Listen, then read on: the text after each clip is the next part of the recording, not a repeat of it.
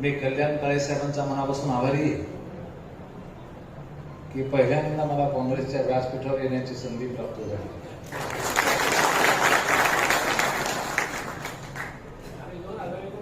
आणि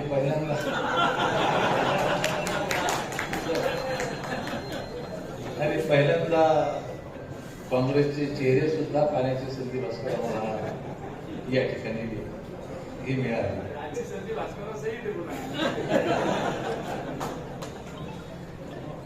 मला असं वाटतं की संबंधामध्ये पक्ष हा येत नसतो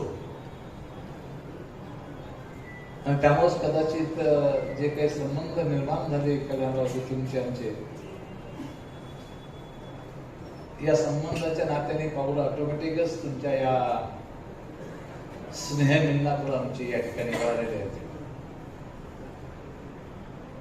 तुम्ही ज्या पक्षामध्ये काम करता त्या पक्षाला एक परंपरा आहे, अत्यंत वर्षी परंपरा आहे. आज या ठिकाणी आपला लोकप्रतिनिधी म्हणून निश्चितपणे तुम्हाला जालनेकरांनी निवडलं. लोकप्रतिनिधी म्हणून निश्चितपणे सत्ता पक्षात मी असलो तरी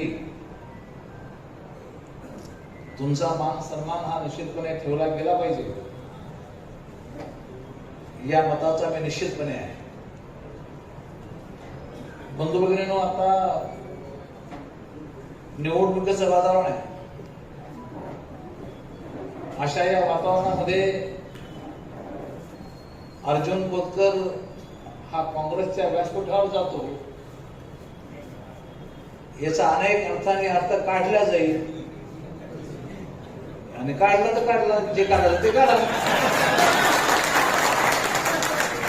ज्याला जे काढायचं ते काढून घ्यावं. सब पर्याय खुले, सर्व पर्याय मोकळेच आपल्याकडे. त्यामुळं काही लोकांना भेदरपान लागणार आहे आजच्या आपल्या माझ्या येण्यामुळे. तेव्हा हा माणूस कल्याण काळेच्या सोबत, कल्याण काळे खोतकरांच्या सोबत, भास्करराव पुन्हा सोबत जोडीला, तिकडे रिपाई आहे जोडीला, बबलू पुन्हा पवार गट.